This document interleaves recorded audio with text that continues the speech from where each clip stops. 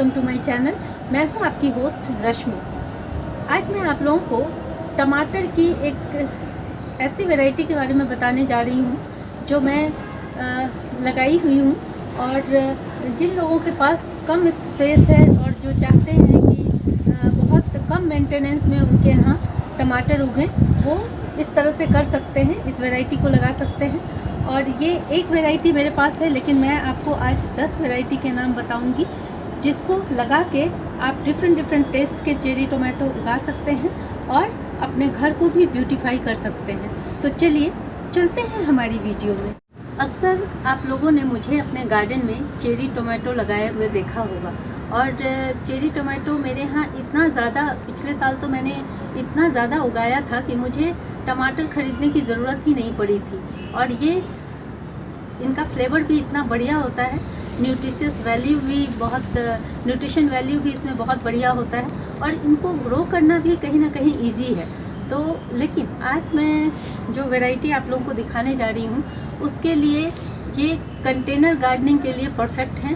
Specially जो लोग balcony में गार्डनिंग करते हैं या फिर जिनके पास स्पेस की बहुत किल्लत रहती है, ऐसे लोगों के लिए ये बहुत बढ़िया है।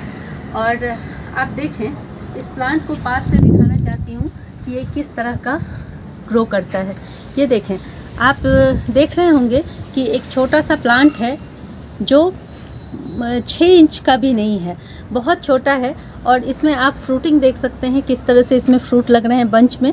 और इनकी जो पत्तियां होती हैं वो जो दूसरे हमारे चेरी टोमेटो होते हैं उनकी तरह नहीं होती हैं, डार्क ग्रीन होती हैं इनकी पत्तियां और बहुत कॉम्पैक्ट होती हैं। और इस तरह के प्लांट को अगर आप 10 प्लांट भी अपने गमले में लगा दें तो बहुत बढ़िया यील्ड होता है। इसकी कुछ खास बातें मैं आप लोगों को बता देती हूँ। सबसे पहले इस प्लांट की कुछ खासियत आप लोगों को बता दूं कि क्यों हमें ये प्लांट अपने गार्डन में लगाना चाहिए। सबसे पहली बात ये है कि ये जो ड्वार्फ चेरी टोमेटो की वैरायटी होती है, ये छोटे से छोटे कंटेनर में लग जाती हैं। जैसा कि आप देख सकते हैं कि ये कितना छोटा, मुश्किल से ये 6 इंच का भी कंटेनर नहीं होगा, बहुत छोटा है। और इसका ये डायामीटर भी बहुत छोटा है। एक प्लांट इसमें लगा हुआ है, लेकिन प्लांट को देख के आपका दिल खुश हो जाएगा, इतना हेल्दी। और ये इस तरह की जो ब्रीड डेवलप की जाती है उसमें डिजीज़ रेजिस्टेंट होते हैं, मतलब कि इनमें बहुत कम बीमारी लगती है। तो ये प्लांट लो मेंटेनेंस होता है और हाई यील्ड प्लांट है। जैसे कि हम जो नॉर्मल अपने गार्डन में चेरी प्लांट लगाते हैं वो काफ़ी बड़े बड़े हो जाते हैं, यील्ड तो अच्छी होती है, उसमें टमाटर हमें अच्छे मिलते हैं, लेकिन बहुत बड़ा प्लांट हो जाने की वजह से स्पेस बहुत ज़्यादा ले लेते हैं। लेकिन इस तरह के छोटे प्लांट ही अगर आपको बहुत अच्छे अमाउंट में टमाटर दें तो बेहतर होगा कि हम इस तरह की जो ब्रीड है, इस तरह के जो इनके जो प्लांट हैं वो ग्रो करें। ये प्लांट ईजी टू केयर होते हैं, वो इसलिए क्योंकि आप लोग जानते हैं कि जो हम टमाटर का नॉर्मल प्लांट लगाते हैं उसमें हमें सपोर्ट सिस्टम देने की ज़रूरत पड़ती है, क्योंकि प्लांट काफ़ी लंबा चौड़ा हो जाता है। इसके बाद टाइम टू टाइम उसकी प्रूनिंग की ज़रूरत पड़ती है। अगर आप उसे प्रून नहीं करेंगे तो वो जंगल की तरह हो जाएगा और उसके पत्ते ज़्यादा निकलेंगे, यील्ड कम मिलेगा, टमाटर आपको कम मिलेंगे। तो इससे बचने के लिए मुझे लगता है कि ये प्लांट बहुत बढ़िया है, क्योंकि कोई प्रूनिंग की ज़रूरत इसमें नहीं पड़ती, किसी भी तरह का सपोर्ट सिस्टम नहीं चाहिए होता है, क्योंकि ये चौड़ाई में बढ़ते हैं। हाइट इनकी बहुत कम होती है लेकिन चौड़ाई में बढ़ते हैं। लेकिन आप ये देख रहे हैं इनका साइज़ भी काफ़ी गोल गोल और बहुत सुंदर है, अलग ही दिखेंगे। ये आपको डिफरेंस पता चल जाएगा इसमें क्या डिफरेंस है दोनों में। और मैं अभी आप लोगों को दिखा भी दूँगी, क्योंकि मेरे गार्डन में कुछ बड़े वाले प्लांट भी इसके लगे हुए हैं और बहुत अच्छा फ्रूटिंग भी कर रहे हैं। और जो लोग बालकनी में इसे लगाना चाहते हैं तो देखें, अगर 3 घंटे की आपके पास धूप आती है तो आप इसे ज़रूर ग्रो करें। 3 घंटे में ये बहुत बढ़िया फ्रूटिंग करेगा। मुझे इसकी जो सबसे ख़ास बात लगी वो है इसकी वर्सेटाइलिटी। इसमें आप इसे छोटे से छोटे कंटेनर में भी लगा सकते हो और बड़े कंटेनर में भी लगा सकते हैं। जैसे कि बड़े कंटेनर में अगर हम इसे लगाते हैं तो एक की जगह हमें 5-6 प्लांट ग्रो करने पड़ेंगे, ताकि वो क्योंकि आप देखें कि ये बहुत कॉम्पैक्ट है और बहुत ज़्यादा नहीं बढ़ता। अगर ये बढ़ेगा भी तो बहुत कम स्पेस एक्वायर करता है। तो इसके लिए आप समझ जाएंगे कि इसे किस तरह से लगाना है।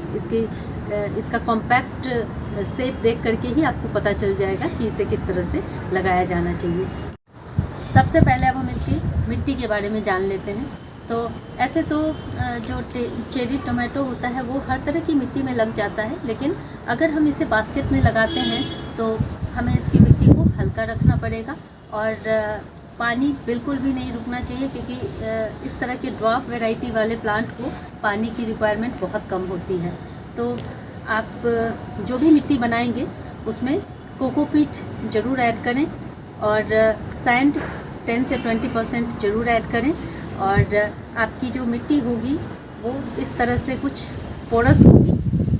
ये देखें, ये जो मिट्टी है इसमें सैंड का पोर्शन भी भुरभुरी मिट्टी आपको दिख रही होगी। और 30 to 40% के करीब आप इसमें कंपोस्ट मिलाएंगे। एक बार कंपोस्ट मिलाने के बाद आप बार बार इसमें किसी भी तरह का फर्टिलाइज़र ऐड ना करें, क्योंकि ज़्यादा फर्टिलाइज़र ऐड करने पे ये लीफ ज़्यादा अमाउंट में होंगे और आपको फ्रूटिंग कम मिलेगी। तो इस बात का ध्यान रखें। एक ही बार मिट्टी बढ़िया बनाएं, सॉफ्ट मिट्टी बनाएं, ताकि आप हैंगिंग बास्केट में वो अच्छे से ग्रो कर सकें। जो इस तरह के जो प्लांट होते हैं हैंगिंग बास्केट में बेहद खूबसूरत लगते हैं, क्योंकि आपको इसमें ऑर्नामेंटल भी फुलफ़िल हो जाता है कि आपका गार्डन खूबसूरत लगे। और प्लस सीजन के अंत तक ये बने रहते हैं।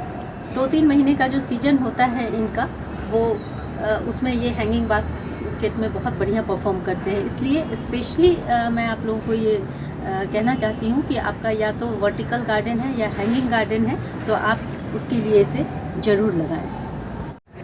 देखें, मैं अभी आप लोगों को इसकी 10 बहुत सुंदर वैरायटी के नाम बताने जा रही हूँ, जिसके सीड आप लोगों को अमेज़ॉन पे भी अवेलेबल हो जाएंगे। और अगर आप अपने आसपास की नर्सरी में जाएंगे तो हो सकता है कि वहाँ भी मिल जाए, लेकिन एक बार लगा लेने के बाद ये प्लांट बहुत खूबसूरती के साथ बहुत बढ़िया ढंग से चलते हैं। इसमें जो पहली वैरायटी है वो है बुश अर्ली गर्ल।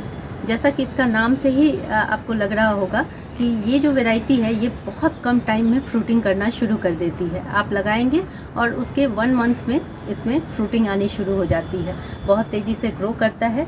और जैसा कि ये बुश अर्ली गर्ल, मतलब ये जो इसके जो प्लांट होते हैं वो काफ़ी बुशी होते हैं, जैसे झाड़ियों की तरह दिखते हैं। और ये ज़्यादा से ज़्यादा मैक्सिमम अगर इसकी ऊंचाई जाती है तो 1.5 फीट जाती है, उससे ज़्यादा ये ग्रो नहीं होता है लंबाई में।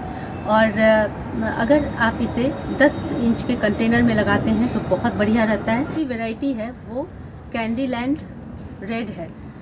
ये जो वैरायटी है इसकी जो हाइट होती है ये थोड़ी सी ज़्यादा ऊंची होती है। ये 3 से 4 फीट तक जाती है, लेकिन फिर भी ये कंटेनर के लिए सूटेबल होती हैं, क्योंकि इसमें भी आपको बहुत ज़्यादा स्टेकिंग की ज़रूरत नहीं होती है। नॉर्मल सपोर्ट सिस्टम में भी ये अच्छे से चल जाते हैं और इसका फ्लेवर भी बहुत स्वीट होता है। ये वैरायटी है वो है चेरी कास्केट। जैसा कि इसका नाम है, ये वाटरफॉल की तरह दिखता है। Best suitable for hanging basket. ये अगर आप लगाते हैं तो जैसे वाटरफॉल की तरह ये नीचे की ओर झुकता रहता है और बहुत सुंदर एम्बियंस क्रिएट करता है। इसकी चौथी वैरायटी है चेरी फॉल्स। ये भी चेरी कास्केट की तरह ही फॉल इसमें होता है और एक ही स्टेम में बहुत सारे फ्रूट बनते हैं। ये भी हैंगिंग बास्केट के लिए बहुत बढ़िया होता है। ये वैरायटी है वो है चेरी गोल्ड। जैसा कि इसका नाम है, ये गोल्डन कलर की होती हैं और ये भी बास्केट के लिए बहुत बढ़िया होती हैं। और इसकी छठी वैरायटी है चॉकलेट चेरी। जैसा कि इसका नाम है, ये भी रेडिश ब्राउन कलर की होती हैं, शायद इसलिए इसका नाम चॉकलेट चेरी है। और इसका फ्लेवर भी बहुत स्वीट और सावर का कॉम्बिनेशन होता है, तो ये भी आप लगा सकते हैं। नंबर पे जो ड्वार्फ चेरी प्लांट है वो है गार्डनर्स डिलाइट।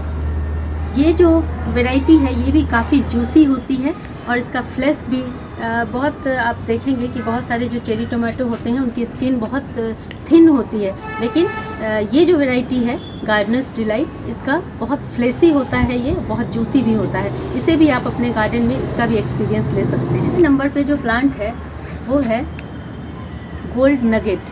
ये जो वैरायटी है इसमें इसका कलर येलोइश गोल्डन कलर का होता है और ये भी बहुत जूसी वैरायटी है। और इसके बाद जो आता है वो है हस्की चेरी रेड। ये वैरायटी भी बुश टाइप की होती है, काफ़ी झाड़ियों के जैसा स्प्रेड हो जाता है विड्थ में। 10वें नंबर पे जो वैरायटी है वो है रेड रॉबिन। इसमें बंच में फ्रूटिंग होती है।